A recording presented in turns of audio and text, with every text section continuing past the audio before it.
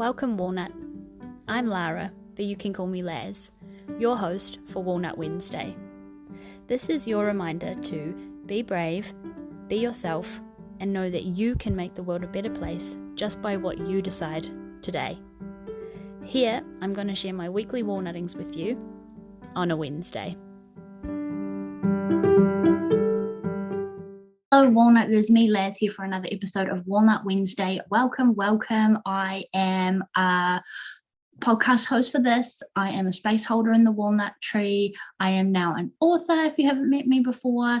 And you can find me on Instagram, inside the Facebook group, and kind of all over the social medias. But if you're new here, my best friend in the whole of all the universe, Kate, we started this little tradition way back when the podcast started at episode 10, made a little joke, I'll see you on episode 20, and then we continued every 10 episodes on from there. It's a little bit less linear now, where we kind of just are within the 10 episodes, which was a whole journey in itself. It started after episode 100, but I would love to introduce, if you haven't met her before, Kate Bromley, my best friend, to have some really great fly on the wall chats with us. So welcome, Kate. Thank you. Oh, what a great introduction. Glad to be here. Just rolled off the tongue. It did. Kate, do you want to just introduce yourself to the walnuts who potentially haven't met you yet? I mean, if we've got some OGs up in here, we definitely know who you are, but we have had a couple of newcomers lately, so welcome. But Kate, if you could just introduce yourself, please. Sure. As you said, yeah, very proud to be best friend of Lara. Met at uni. I studied English literature and film, which led me in a weird way into my career as a film producer in London. And at the moment, I'm executive producer at an agency, so kind of more managerial, which is kind of its own challenge and quite exciting. But mostly I do film content that you might see, like social media content or the odd commercial or like a little micro documentary. Sometimes do a bit of directing, and I've got a short film or two under my belt. And that's me. Yeah. So cool. And what is really cool about Kate Walnut is that she's and Kate, I'm speaking to you, I don't know who I'm speaking to directly, you're freelance, so you actually really identify and resonate with this like weird limbo that I'm having with Walnut Wednesday, where I feel like weaning out of my like 9-to-5 corporate life and going into this like walnut life, but I'm stuck in the sort of in between at the moment. So you're a really good person to have on my like inspiration list, because you kind of get it. You have your flexi hours, you pick and choose the jobs that you want to take and things like that. So a little bit of background on Kate Walnut, but it's pretty cool. Oh, thank you. I mean, that's true. And you're right in the sense of it's sort of, you can dip your toe in and that kind of thing. And then at a certain point, it is a leap. And certainly did not start off picking and choosing. I was taking whatever jobs I could at the beginning. So it's been a little road, and it is nice to now be in a position and kind of know the journey that it takes, which is different for everyone, but there's some good like staple kind of things that, or learnings, I think most people can kind of pass down. Yeah, I feel like I want to agenda this for another episode, because it might actually be really cool. One, to give the walnuts and the walnut tree a bit of a background on how we actually met, because I don't think we've actually ever told any of my audience that. And two, I'd love to talk a little bit more about your role as a whole. But this week, Walnut, I wanted to speak with Kate and have you listening in on a couple of themes that have been sort of popping up recently in regards to conversations, and of course it comes back down to different communication styles and genders, and it kind of is a segue from my episode last week where I was on the training Walnut, where one of my walnuttings was giving that feedback about women in the organization. And if you haven't listened to that episode, basically I felt brave enough to give my trainer some feedback, and Kate, I've already told you about this one, give my trainer some feedback, because he sort of said, I want to add a slide here and start a discussion on women within the organization that we work for, because it is kind of like a minority. And the next day there was this video clip played about leadership or something. It was relevant to, you know, genders and stuff. But what I noticed was there was only one white, non-uniformed woman, and the rest was all uniformed, all white, all men, all over about 45 years old. So I kind of felt called and walnutted and was like, hello, just to give you some feedback, that's all I took away because of the conversation you started yesterday about women in this organization. When I watched that video, I kind of wasn't listening to the great things they were saying about leadership, because all I noticed was there was only one lady and the rest was all guys, and it just kind of like solidified that discussion that you kind of raised yesterday. So that was like, oh, like, do I need to say this? But I felt that courage enough to actually be like, actually, it's something I need to share with my voice. So that's the preface of it. And then Kate, I would love to start getting your take on the conversation, because I think when I was messaging you separately about it, we had a really good talk about how that all went down. Yeah, there was a term I used. I was trying to, lip service, paying lip service. That was what I used. Is straight away when you told me that story, I thought, and these are all, you know, criticisms, to be frank, without having all the full information. These are sort of assumptions on my side. But it sounds like someone who is patting themselves on the back for being so great and kind of unique in the sense of, you know, opening the dialogue up, opening potentially, or in theory, about diversity and about equality and things like that. And then at the first opportunity where that you took up that invitation, because it was an invitation, and actually said, oh, great, well, now I know that's even something that they'd be open to, theoretically, I'm going to go say what I observed. And it was kind of an immediate shutdown or a bit of a brush off. And I thought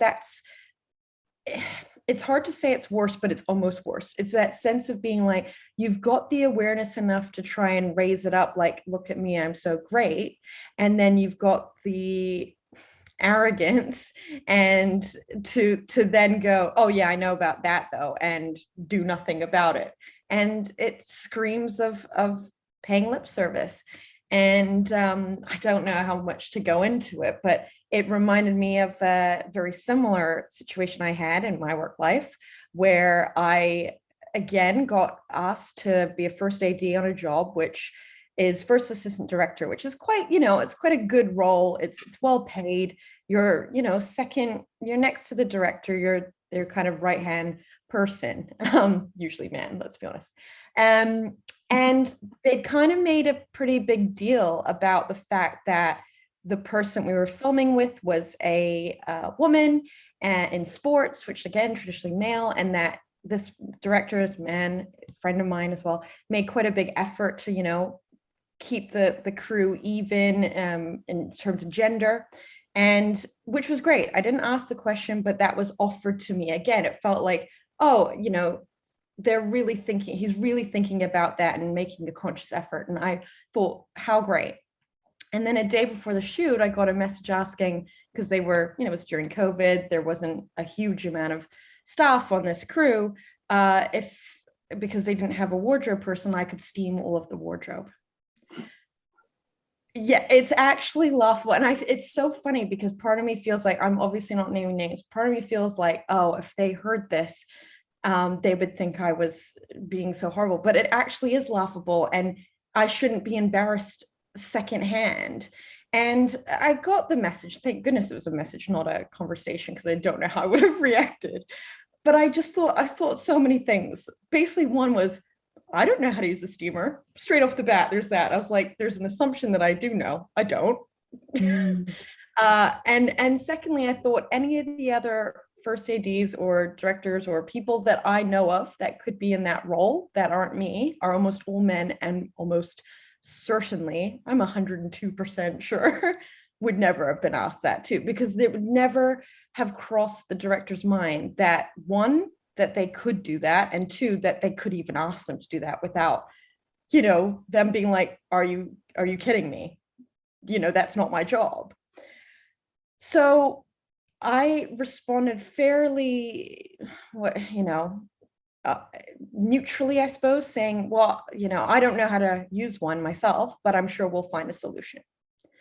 And I feel like probably the message was read at that point, and it was sorted out through a crew member that is more in that side of the industry, which made sense. But the damage was sort of done.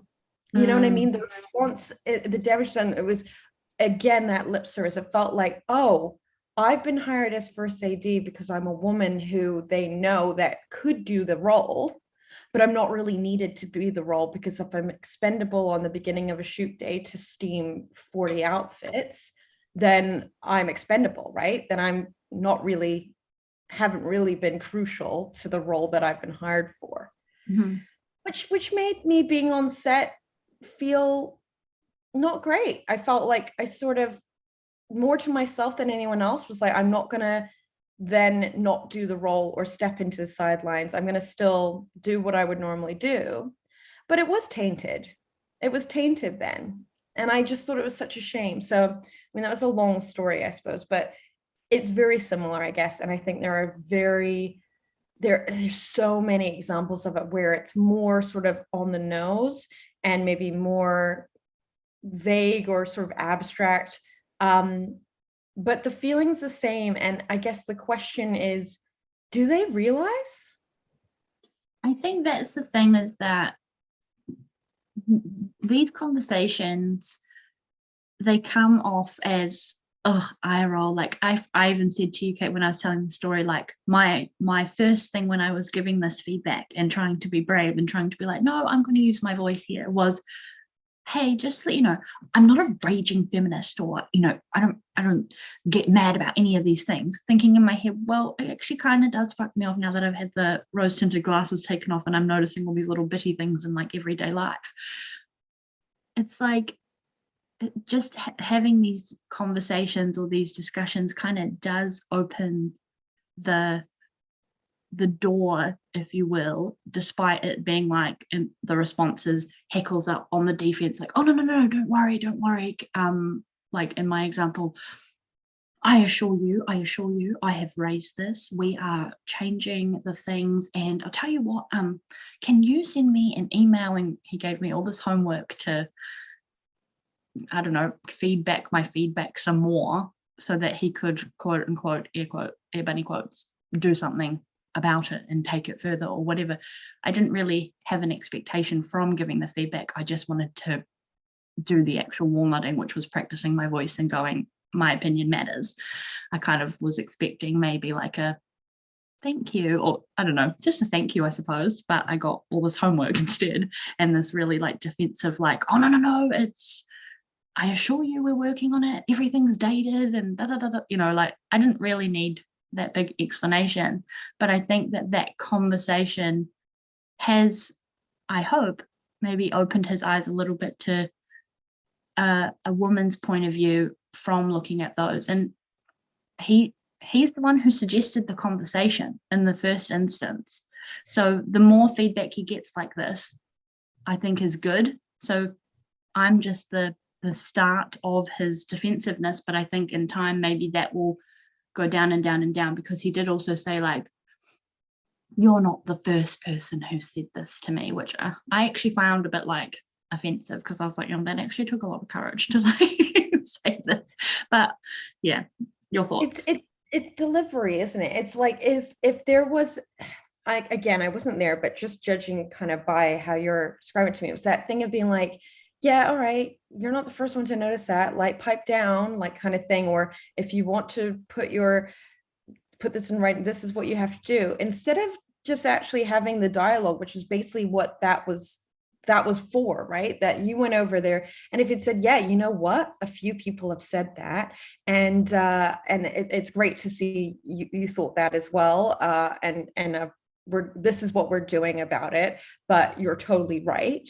It's more validating. It's saying, I hear you, and you can then explain what's going on. But it felt more like a brush off. It felt more like, yeah, I know, I've heard this all before. It's in hand. It's kind of like, all right, well, like, I don't know that when I've come up to say that to you, and there's no sort of empathy or awareness of how it must feel to get up and say that to this person from your point of view, and that their reaction or their response to it is probably going to be kind of, it's going to, it could impact whether someone decides to do that again. Do you know what I mean? It decides, hey, you know what? That was such a good conversation. Now I'm not going to be as worried in the future because people are open to this and they want to have a conversation. They want to hear my thoughts. You didn't get that. You almost, it sounded kind of patronizing, like, yeah, okay, what else is new? We noticed. And it's like, that's not going to help you in the future. This is now going to be something where you're like, if you have that feeling again to speak up in a different scenario, this memory will be like either a hurdle to then overcome or something to be like, hopefully it's not like that again. But it's not made it easier. It's not paved the way. It's made it harder. That was like, well, that first one was bumpy. What are your expectations next time? Probably going to be similar, whether it happens or not. And it's great that you were brave. But again, someone else might be like, fuck that, I'm never going to bother again. And that's the reality. And I feel like that's why we get the quote unquote tired and you end up picking your battles, because you never know how you're going to be received. And so you can only go on the evidence that you have from your historically, right? And if historically your evidence shows that you get brushed off or you get spoken down to, or you get told, yeah, well, fill out this and this, and your attempt at having a conversation turns into, you know, homework, like you said, that other people might be like, yeah, why would I bother doing that again? It's not worth it. Yeah. And that again puts us back in the same position as we were at the first place, which is being like, do I have the confrontation? Do I have the battle? Or even as small as, do I muster up the courage to and the energy to have a conversation again, knowing full well it could be like that, which I didn't enjoy? Or do we then have to sit back and be like, I should say something, but I can't be bothered because I'm exhausted by the bullshit. And then you feel kind of like, oh, well, I've let down myself and everyone else because I haven't done it. It's just a shame. I mean, again, I'm speaking from, you know, I have had good conversations with men and they exist, but there's so many to the other end of the spectrum that it's like, you just don't know. And it's even worse, actually, to add on to it. I think it is even worse when the invitation is there and the door was open, only to then feel like, no, it wasn't really open. Now I feel like I'm some asshole that's walked through an open door and they're looking at me like, what are you doing?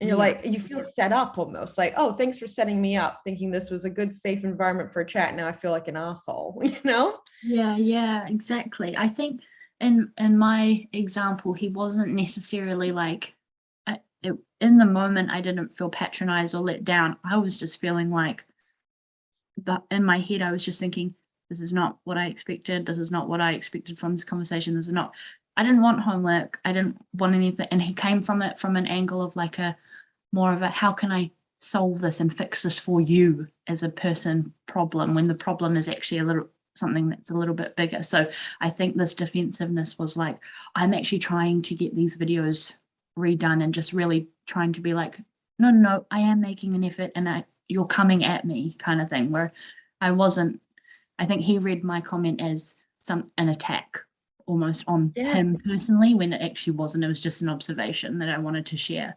Such a shame that was the reaction, like somehow, oh, here's this, and you even said you sort of had to counter what you were saying by saying, I'm not like some raging feminist. Basically, whether that was before or after his reaction would be interesting to know, because then so you've already tempered it. You've already said, you know, that thing of, don't worry, like, hands up, I'm not here to attack you. And then they still have treated it as kind of like a, oh God, here we go, better make sure she goes away happy, rather than just taking it for face value. Just take it at face value.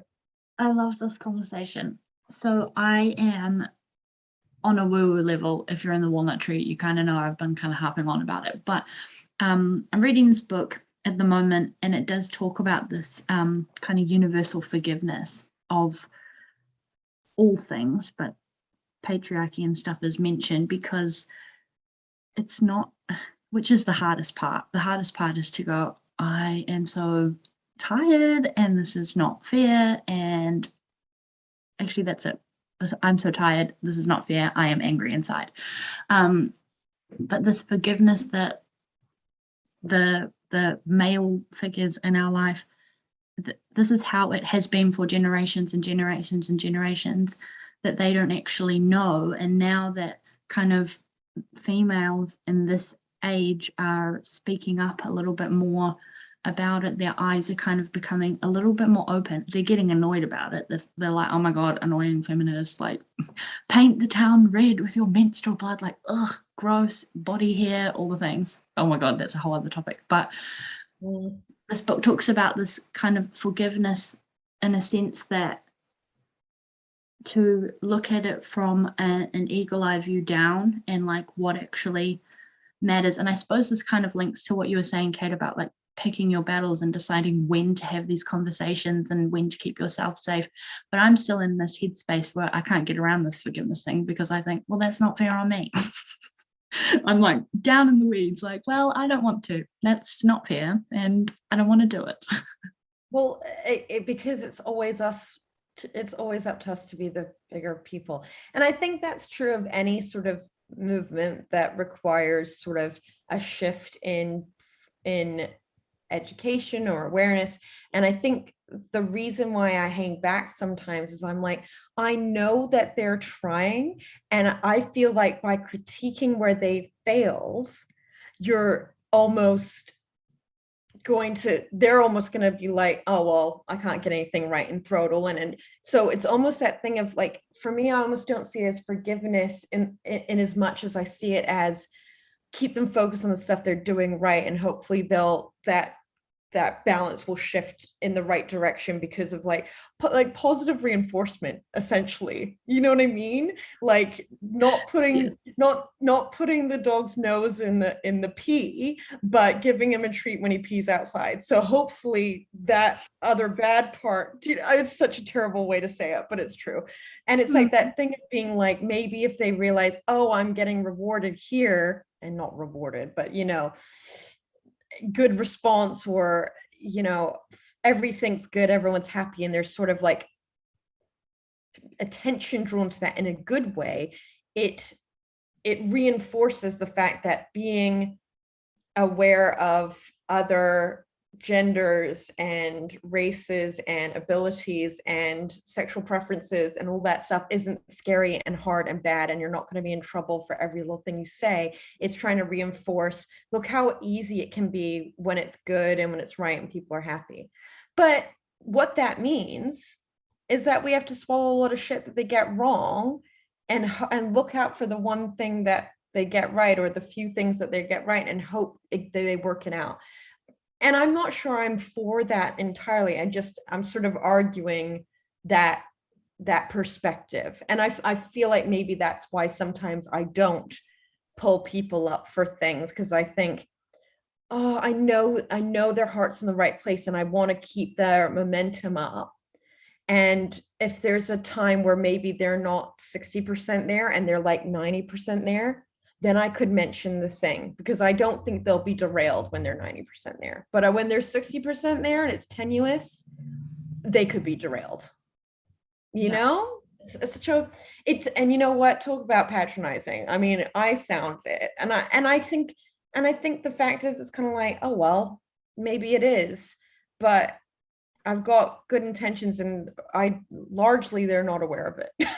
Yeah, and I also, I think I shared this with you just on a private voice note, Kate, at one stage, but I learned, maybe it was in that training where they had a discussion. Someone told me this like fun fact about actual scientific vision of what and how men and women see differently. And it goes back to like caveman preservation, how things were before any of the other things existed, which was basically men have literally a tunnel vision which is the focus on one thing at a time and stuff, whereas females actually have like in their brain more of a peripheral, like everyone has peripheral vision, but females notice and click in the brain more with peripheral stuff. And that is because the man was the hunter of the saber-toothed lions and stuff, whereas the women were the protectors, making sure that there were no predators coming into the cave, looking after the baby, make sure that's fed, make sure all the food that they gather is put, like, so that's where this multitasking and stuff comes from, which I think is really interesting, because to put it in a nowadays in a present tense, it will be like Geordie will be like, where are my keys? Oh, actually, a better example, in the pantry, where's the paprika? You've moved it again. It's not there. Blah, blah, blah. And I'll be like, literally, give him a minute. Sometimes if it goes on longer, I will literally be able to go into the pantry and see the paprika. It will be there instantly. Not gone, not mysteriously moved, not disappeared. It's just there, but he can't see it because potentially of this tunnel vision thing. It's really interesting, like when you think of like everyday examples of the thing. My friend Stacey calls it, it's gone, because her husband will always be like, no, it's gone, and kind of not get angry, but be like, it's gone, I'm frustrated. And then she'll quietly go in and it won't be gone. It will be in a, of course, whatever. It is just interesting. I've heard that. I'm not sure whether I am like 100% on that. I've heard things like that before, and I think there's probably a shred of that for sure. I just know that I can also stare in the fridge and be like, where is the cheese? And then I eventually click. So I don't know if that, but I wonder as well, the way you were explaining it from like where it came from, I thought it sort of makes sense almost more in a sort of environment, group dynamic, lots of things going on scenario, in the sense of men traditionally were the predators in the sense of hunters, and women were traditionally making sure we weren't prey. Now, has that changed a lot? Not really, right? So if you look at the vision in that degree, I feel like, and this sort of ties into something else we were chatting about, is why communication sometimes can be really difficult between men and women, or really different sometimes. So for example, I just mentioned this to you, but I was on a call. I'm fairly new at this company, and there's lots and lots of people. And, I'd met a few, well, the other women on there I'd met, and the men that joined didn't really take any time to introduce themselves to me or anything like that. And we got into chatting and into the conversation at hand. And I didn't say anything until I felt the need to, right? And when I did, then there was sort of oh, hi, I'm not sure who you are, but like, and then they asked me a bit more about my point. They weren't challenging my point, but it was more just like, oh, she's got something to say. Who is that? And if you look at that, and then you pair it with something else that happened again, same days, really interesting juxtaposition. Team meeting again, a woman is stepping into a new role. She's similar to me, doesn't know everyone, but she's leading the meeting. And she made sure she went through every person to check. And one of the people wasn't really relevant to it. I didn't know that either, because I didn't know them. And people kind of laugh like, oh no, that's the so-and-so person. They wouldn't have anything to say. And it was sort of like, well, first of all, how's she supposed to know? And second of all, she's doing the right thing in the sense of addressing every single person and not just ignoring anyone she doesn't know. Now, take that back to the example used. Men, if they're focused and they're looking for the hunt, I only became relevant when I was part of that topic, when I was part of that objective, and I demonstrated the fact that I might have useful information, right? No, peripherally don't exist. When I was part of that thread, I exist. This other woman didn't have to judge people based on what their worth was. She is new to it. There's a bunch of people. And so she made sure she checked every single person, full periphery. It's insane that I mean, I think that's an incredible example, and it's kind of wild that came up, but I find that happens a lot, as women will often invite people to give their thought. They'll be like, oh, what about you? Or did you have anything to say? Or like, I don't want to skip someone out, right? Even if they say, oh, no, I'm good. They've checked it off. It's that sort of empathy. It's that multitask. It's that wide vision. Whereas, again, hugely generalizing, but it happens a lot. I think men, like, they will vie for that attention. They will speak up, and often as a man in a room of other men, that's very easy to do as well, because that's what's natural to them. What they don't realize, again, it's that sort of lack of peripheral empathy or social awareness and understanding not everyone works that way, is just because you're sitting there quietly doesn't mean you don't have something to say. Maybe you're not leaving any room, you're certainly not giving any invitation. And it means, again, the sort of emphasis is put on the person, in this example, me. I'm not going to get an invitation, but I have something to say, and I'm not afraid to. But I'm well aware that 5 years ago I would. 5 years ago, I wouldn't want to butt in, because I wouldn't have I wouldn't have enough confidence in what I was saying to muscle in. Whereas if I was invited, I could do that. Oh, well, I'm not sure, but I was thinking this, because at least I've been invited onto the platform. Anyway, that's a long thing, but that's how I see it. It fits really well, because on the training of the example that I used on I think it was the last day, and this is actually interesting because I've only just remembered it, and I think I did talk to you about it, Kate, but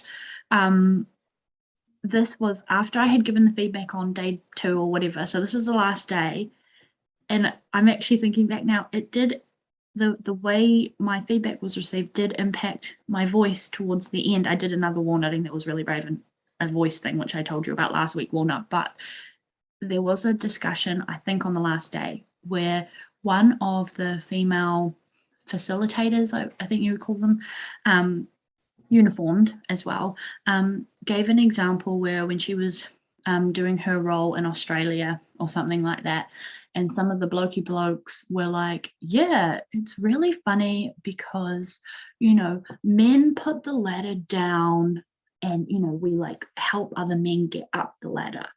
And she said, and it was just really strange because coming from a man, he noticed that women in this organization put the ladder down to get themselves up, and then they pull it up behind them. And that was a discussion that I was like, oh, I'm intrigued and I want to be a part of this. But I didn't say anything because of how my feedback was received in the first instance. Yeah. Disclaimer, my feedback was not in front of the class or anything. It was when we were on a break, and I went and told the guy on his own. So this was a discussion that was preempted in front of the whole group. But I was like, oh, I'm down for this. And anyway, so obviously naturally 100% had to voice note Kate right away and be like, oh my God, this is a really cool example about the ladder and pulling people up or taking it up behind you. And Kate, what I loved your response was, yeah, but think about that platform. There's so much room for men on the one platform. But when you look at the women's one, why is she pulling it up? How much room is there at the top? And all these other things that you kind of said. So I don't know, your example that you've just given really reminded me of that example too, which I thought was like, wow. And that I didn't feel comfortable using my voice after that, which is funny. Yeah. So much. So it's like, first of all, it was like exactly what we say, is the way you get received will contribute to the way you decide whether you do decide to speak up or not in the future. And so tick that off. Mm-hmm. And then the kind of male-female dynamic as well, it's kind of different in the sense of probably the examples I was using before. But what's interesting about it is I think it was like that was such a novel realization, wasn't it? Like, I guess because you didn't partake in the conversation, I don't know where it went, but like, what did you feel like? I'd be curious to know what you felt like people took from that. Were they more just like, oh, wow, that is weird, I wonder why that is? Or was it more of a, well, we're not like that here, rather than actually addressing the reality, which is, yeah, but men have always helped other men because there's always been room for all of them at the table, white ones anyway, let's be honest. And with women like me, kind of just getting myself into that meeting, the last thing on my mind was making sure other women had spoken up, because I could barely get a word in. And because the platform at that point, all I was trying to do was get myself up there, because there, I had to create the ladder for myself. If there's no woman above helping you up, you have to create the ladder for yourself. And then when you're up there, there might not be room for anyone else. So you might just be like, well, I'm just going to chill here for a while and take the space that I've finally clawed myself to. Not because fuck other women, but because I know if another woman comes up, that's it for me. And that's the problem. It's like, who's constructed the platforms, though? We talk about helping people up the ladder. Well, ultimately, the men have been in charge of the platforms. It's been like the people say, the token XYZ in castings or in companies or in teams. And you think it's not that they are a token, but it's that sense of, I bet that people think they've ticked a box by having that one person from that one group there. And so for a little while, I think it's getting better, but for a little while there, it makes total sense to be like, oh, well, if there's only one seat at the table available, good luck getting me out of it, because it's fucking hard to get here. We don't even have the luxury of going like, let's try and clear out a few others. Start clearing out a few other seats, they're going to go, actually, maybe we don't need you. You seem to be muscling out a few more of our own. Like, I don't know. It's just, I didn't let you answer the question, to be fair, but it's interesting because it's like, I'm curious as to whether that occurred to anyone in that conversation, why it is that way or why it could appear that way. No, I think with that conversation, it was like this is not a safety net place to raise my opinion. Also because I don't like speaking in front of groups thing as well. It wasn't the right time. And the context was more driven of stereotypes of the females in the organization and ladders and things like that. So there was that connotation to it, which as a not person who wears the uniform can't anyway. So that wasn't the correct time to sort of raise it, and it kind of just died out there. But I read it as more of like a seed planting, like just notice this, but it wasn't in the noticing that we're discussing now. But it is a great segue from what you were saying into this stereotype thing, and not necessarily like at my work or anyone's work, but that stereotype of, to be successful as a female or as a woman, you have to join and be in the man's world to get there. Yeah. And the movie that keeps coming to my mind, which Kate, we've discussed at length, is called I Care a Lot. Basically, the film is her just embodying this full masculine identity to the point where it's so blatantly obvious, maybe just for me as a woman because I have these glasses off, but to the point where she's even dressed in what looks like man's clothing. And then when she's in more of like a air quote woman role, then she's in the high heels and stuff. And it's this like climbing her little ladder of not necessarily success, it's part of the movie, but to get on top, and she ends up being at the same level as the man, but she had to do all this work, and it's such an adventure. It's a really good watch, but that's what we have to go through to get even onto the ladder in the first place. Well, I'm not sure if it should go into this as well, but there's a danger as well. I think so. What's been missed off is that obviously, going back to the topic being brought up at this gathering, or sorry, whatever it was, training, if they didn't raise the point of why, then what it looks like is pointing the finger of what's wrong with women that they're doing this, rather than what's wrong with the system that makes women feel the need to do that, which I think is the correct way of phrasing it. And I think that doesn't happen a lot of the time. It's like, wow, women are so bitchy, or women don't help other women. And it's like, no wonder there's not many women here. Look at all the bitches that work here, which can be true. But why? Why has that happened, right? Which is not why wasn't established. Exactly. And then, so taking that film example, one of the best sort of observations as well about this woman who, she's still, feminine and lovely looking, but yeah, kind of severe and I think shorter hair and like more like men kind of women suits, but like that manliness kind of thing. She also, it's very important to note, is not a good character. She's not a good person. She's a villain. She is. And I think that shouldn't go without saying, is that what was the film trying to make a point of there too, by making her also not, oh, I'm going to beat them at their own game, but more like, we hate her. We don't root for this character. And I think if you notice, and we've talked about this before, but we definitely on the podcast, is you see it on a lot of shows and things, is that there might be like an anti-hero, you know, like gangster movies, Breaking Bad, like a million things like that. And people still root for the man who's doing the bad things. But you put a woman in that position, or even the wife of that person, like in Breaking Bad, everyone hates them. What is that about, right? And I think that's, again, a perpetuating of this sort of stereotype of being like, I'm not sure how we can win.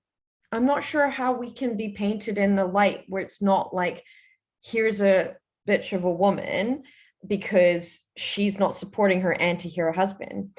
Oh, here's a bitch of a woman because she's an anti-hero. And it's sort of like, when, I mean, obviously there are films out there where women are, you know, the lead and hopefully not hated, but they're few and far between. It's hard to find the right line. It's sort of like, what kind of woman are we supposed to be in order to be the right kind of woman? You know, it's just an interesting kind of thing where it's like, I feel like the conversations are had, but they miss the biggest element of it, which is what societal norms, or, you know, things that are embedded in us from a really young age influence this behavior. What are we seeing in the playground, or in the toy store, or on television, or by our own parents, or whatever, that make women, you know, go, well, I've got to be one of the lads to rise up in this building. So I'm actually going to like scoff and talk down to women who I think, you know, are too dainty or too soft-spoken. That's not just comes out of nowhere. That doesn't just appear. It's because we, a lot of the time, and again, people need to, you know, be better. Obviously, I don't think women should get off scot-free for being bitches like this, but they have been brought up in an environment which sets us against each other from the get-go, and competition. Yeah, I'm just thinking, there's so many ways that we could go, but there's a trend on TikTok about what's called, it must be just a new age thing, but it's called like a pick me girl, which is like, have you heard of that, Kate? Where it's like, you know, I'm not one of the prissy girls that wears you know, the pink lipstick and all the things. I'm one of the guys. Look at me. I'm different. I'm, you know, and separating yourself because that makes you more desirable. That's why I have guy friends, not girlfriends. Girls are so much drama. Yeah, and then I've seen I've seen some counteracting TikToks of the prissy girls, or like, you know, I can't even think of words right now. It's too early in the morning. Like the legally blonde girls, you know, going, yeah, but I like this, and okay, good on you, but I, you know, and it's just this whole dynamic between this gender. But there's even that segue that, like, I feel like sometimes guys is like, oh, yeah, that's just how it is, or whatever, like a whole kettle of fish. But within the, you know, the other half of the population, or is it half? I don't even know. For women, it's like there's all these different labels on the inside as well, where we're all just like pitted against each other at all times for all things. And because of potentially this like peripheral view thing, we're thinking about it too. We're like thinking about what that means for the person next to us, or for the people in our family, or for the people in the room, or for what the outcome's going to be if you say something. And we're always thinking, and there's all these other factors constantly going on. And think about the sort of female warfare at high school and stuff, always psychological, right? So literally you could have a girl who is an absolute demon, like actually ruin, break people down, and a guy will be like, oh, she seems nice. And it's like, talk about, you know what I mean? It's like, you talk about the pick me girl and the responses from the other girls being like, I like doing my nails. It's like, there's this whole warfare going on, which essentially is whether to set yourself apart to men in the workplace or to get a partner or in your social life or whatever, that we all do. And it's like this layered, complex system that men have no awareness of, but is also indirectly caused by them. They are both the reason for it and completely oblivious. And it's incredible. It's incredible because you know what a guy would do? Punch a guy. Women don't do that. And that's the thing. It's never been so, you know, go on the hunt, smack the issue, whatever, move on. I'm not saying that's great, but with women, it's all this other things. It's like, you know, getting in with the right group or dressing the right way or appealing to men in a certain way, but then you don't want to be completely alienated from all the girls, because otherwise then you're someone who doesn't have any girlfriends, and that's a red flag. What for? What is all of this for? Like, ultimately, I mean, I don't expend any energy on it anymore, but like, that is your whole world for a while. And it's like, where do we learn that? How does that come about from such a young age? I swear I started getting bullied, or at least noticing the cliquey behavior, from about 8-9 years old. And that's around the time that we gain self-awareness as children. I think before then, we tend to all be very much like, is it self-consciousness or self-awareness, where it's just not as ingrained. So we're much more free in our personality and our interest and our belief in ourselves.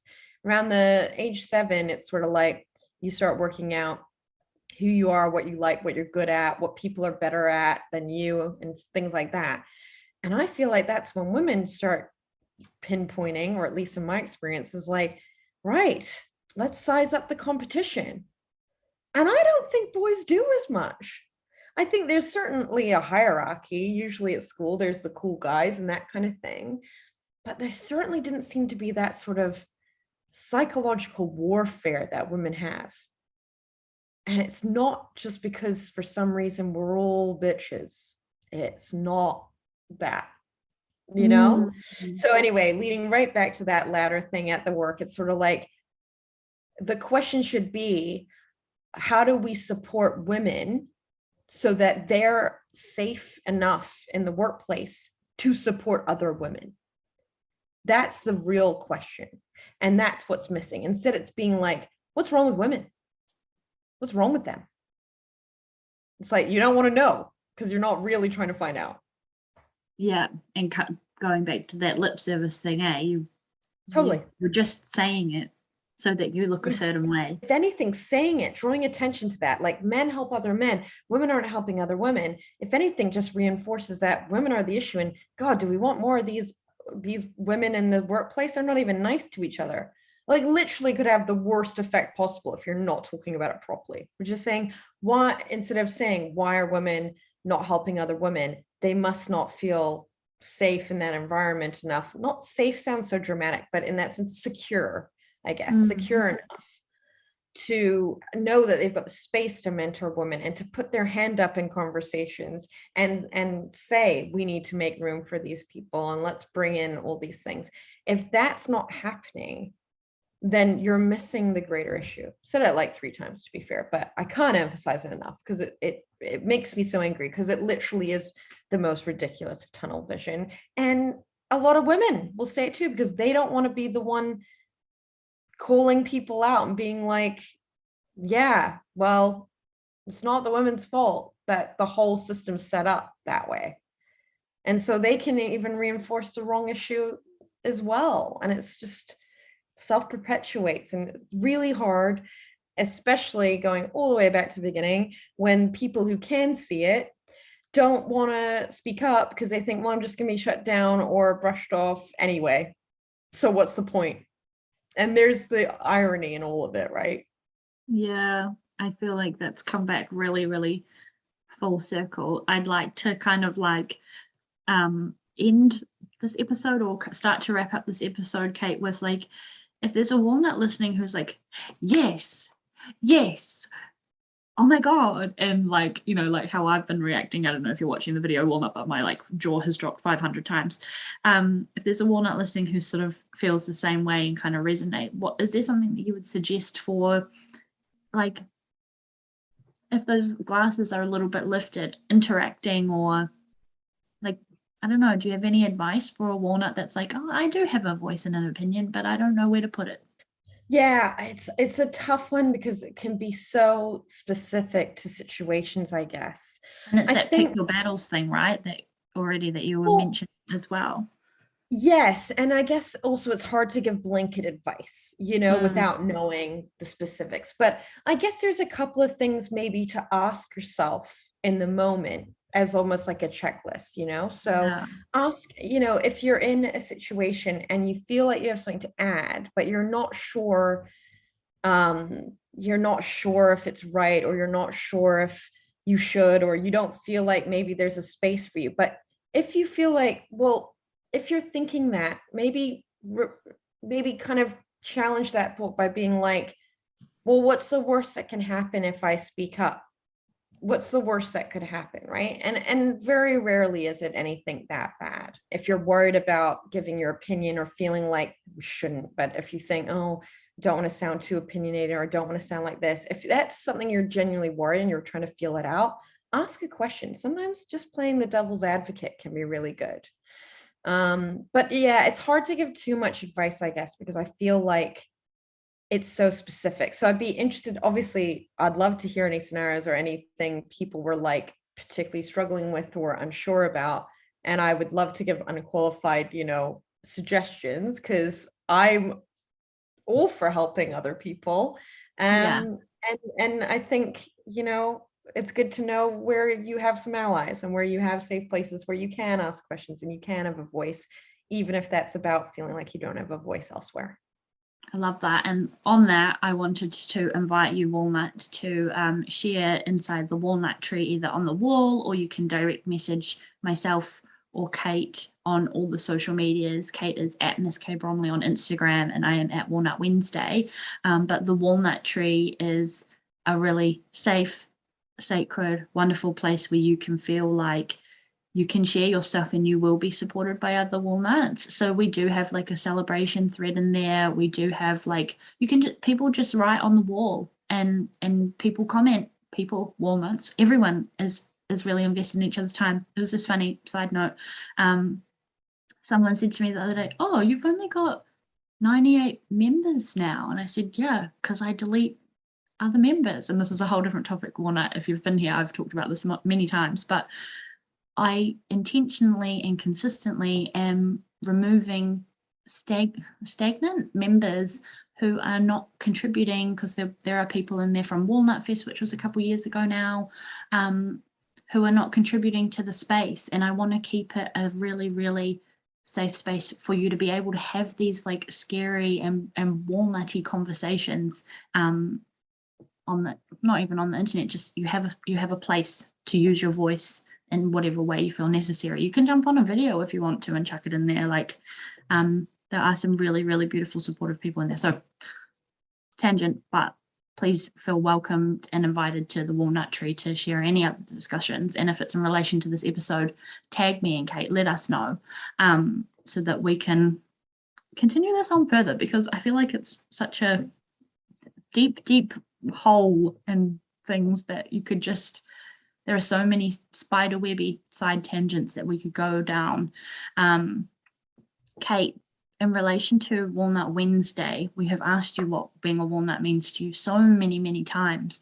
But going back to this platform, regarding the platform and the having space there, what does being a walnut mean to you with the ladder and the platform analogy? I think it's knowing that you have a voice that's just as important as anyone else's. I think also by using your voice, you're showing and you're demonstrating to other people who may be struggling without even realizing it, that they can also do that. So I think know that your voice has value, find a way that's authentic to you to use it, because everyone's different and you don't have to shout above the crowd. You can find your way. and know that that makes a difference, and that will help shift, you know, the way things are, or be the change that you'd hope. You can be the example that you never had for someone else. I love that. Thank you so much. That's a beautiful way of thinking about being a walnut too. So thank you for sharing that. And on that, Walnut, thank you for your time and for listening to this episode. Again, if you enjoyed it, let us know in any way, shape or form. And please feel free to join the Walnut Tree on Facebook. Kate's in there too. And I will talk to you next Walnut Wednesday. And Kate, thank you for being on another 10 episodes of the podcast. It is always a pleasure, always a joy. And I can't wait till the next discussion. We're probably going to talk offline for a bit longer, but I can't wait till the next fly on the wall for a walnut session that we have as well. So I love you and thank you. Thank you. It was great. I loved it.